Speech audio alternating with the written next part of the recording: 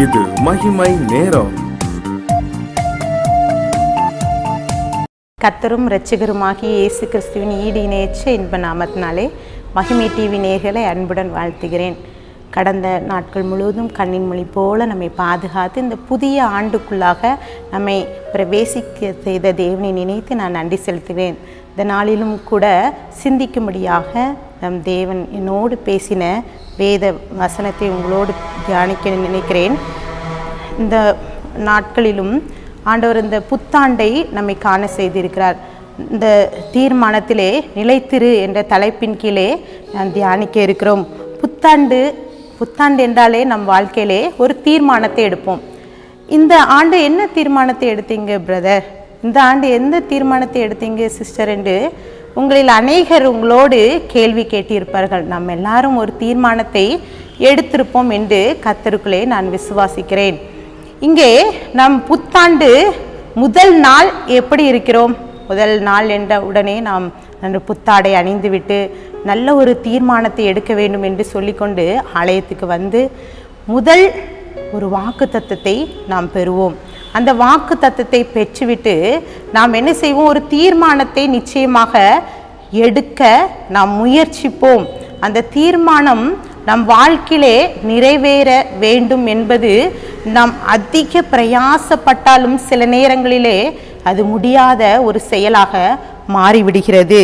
இந்த புத்தாண்டிலும் கூட நம்மளுடைய தீர்மானத்தை எடுக்கும்போது முதலாவது நாள் எடுக்கிற அந்த முயற்சி இரண்டாவது நாள் கொஞ்சம் இருக்கும், 3-4 அப்படின்னு சொல்லிட்டு ஒரு மாதம் கொஞ்சம் நம்ம தீர்மானத்திலே கொஞ்சம் மெதுவாக செயல்படும். தொடர்ந்து நாம் 3 மாதம் 4 மாதம் 5 மாதம் 6 மாதம் ஆன பிறகு நம்மளுடைய தீர்மானத்தை பார்த்து ஆல் அவுட் எல்லாம் அப்படி முடிந்து விடுகிறது.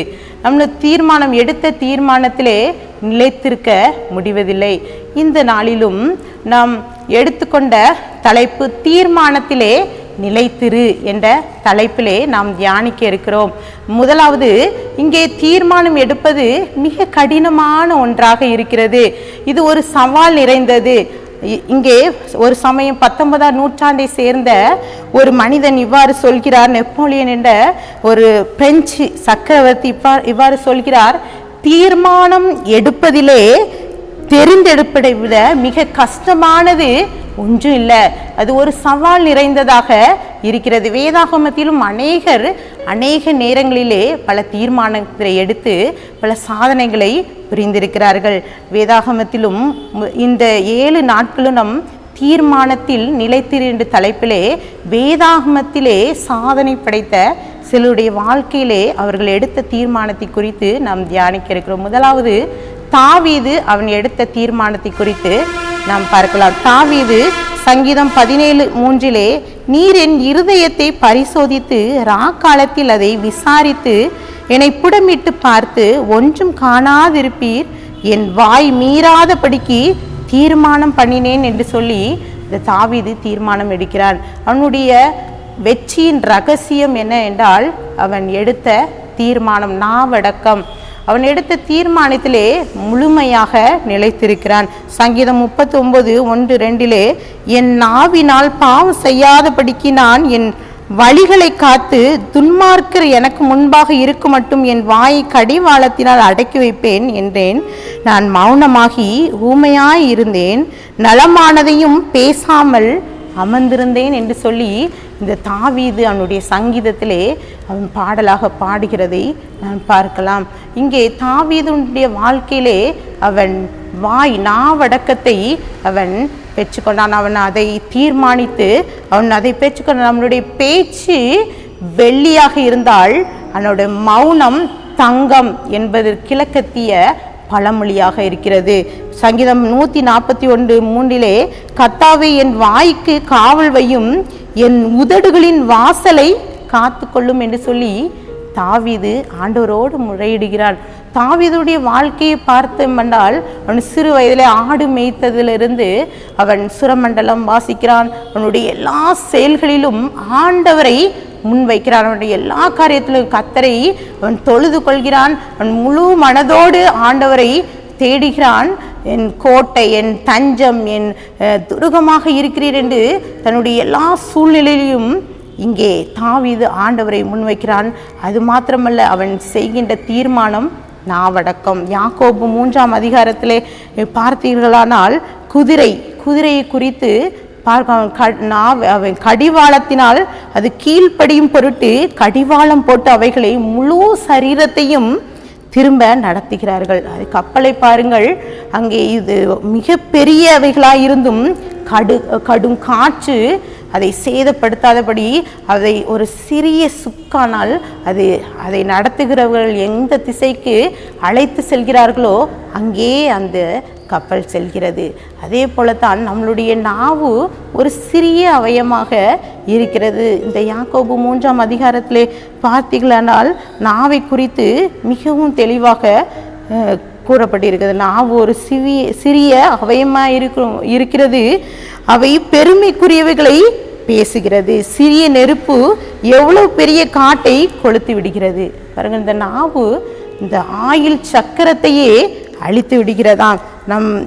அது மாத்திரமல்ல, யாக்கோபின் அதிகாரத்திலே முழுவதுமாக பார்த்தோம்னால் இந்த நாவை குறித்து நாவு ஒரு நெருப்பு தான் என்று சொல்லி இந்த யாக்கோபு இந்த அதிகாரத்திலே நாம் பார்க்கலாம். நாவை குறித்து நாம் மிகவும் கவனமாக இருக்க வேண்டும். நம்மளுடைய ஒவ்வொரு செயல்களிலும் நாவடக்கம் தேவை. இங்கே தாவீதுடைய வாழ்க்கையிலே எல்லா காரியத்திலும் அவன் எல்லா செயல்களிலும் தன்னுடைய நாவை அடக்கி வைக்கிறான். அவனுடைய ஒவ்வொரு மூமெண்ட்லையும் அவனுடைய வார்த்தை ஒரு தெளிவான வார்த்தையாக இருக்கிறது.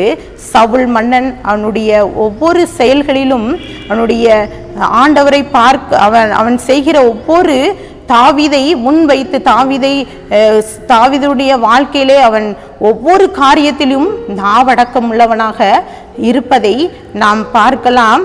இங்கே சவுல் மன்னன் இங்கே அவனை பார்த்து சொல்கிறாங்க, சவுல் கொன்றது 1000, தாவீது கொன்றது 16000 சொல்லி இந்த மக்கள் சொல்லும்போது கூட தாவீது மிகவும் அமைதியாக இருக்கிறான். இன்னும் கோலியாத்தை வீழ்த்தும் போதும் கூட தாவீதுடைய செயல்களை பார்க்கும்போது அவனுடைய செயல் எப்படி இருக்கிறது?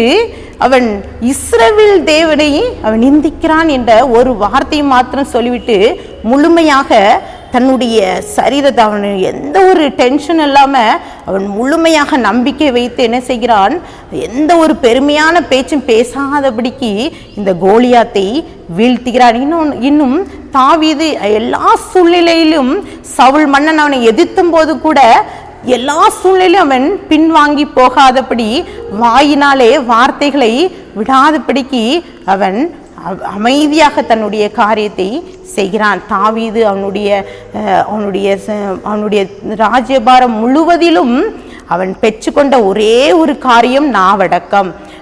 திருவள்ளுவர் கூட ஒரு வார்த்தையில யாகாவராயின் நாகாக்க காவாக்க சோகாப்ப சொல்லியிருக்கப்பட்ட நாவை காக்க வேண்டும் என்பது நமக்கு கொடுத்த ஒன்றாக இருக்கிறது. முதலாவது இந்த நாளிலும் கூட தாவீது அவனுடைய வாழ்க்கையிலே நாவடக்கத்தை அந்த தீர்மானத்தை அவன் முழுமையாக வைத்து பெற்றுக்கொண்டான். அதுபோல சங்கீதம் 38:13-14 நானும் செவிடனை போல கேளாதவனாகவும் ஊமனை போல வாய் திறவதனமாக இருக்கிறேன், காது கேளாதவனும் தன் வாய் மறு உத்தரவு இல்லாதவனுமாயிருக்கிறேன், மனுஷனை போலானேன் என்று சொல்லி தாவீது சொல்கிறான். தாவீதுடைய வாழ்க்கையிலே அவன் தன்னுடைய எல்லா காரியத்திலும் நாவடக்கத்தை பெற்றுக்கொள்கிறான். நம்மளும் இந்த நாளிலும் கூட ஒரு தீர்மானத்தை எடுக்க வேண்டும்.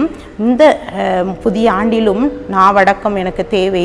என்னுடைய சூழ்நிலை எந்த சூழ்நிலையாக இருந்தாலும் சரி, நான் அமைதியாக மறு உத்தரவு சொல்வேன், மற்றவரோடு சண்டையிட மாட்டேன் என்று ஒரு தீர்மானத்தை நம்ம எடுக்கலாமா? கண்களை மூடி ஜெபிக்கலாம். அன்பின் பிதாவே, ஸ்தோத்திரிக்கிறோம்.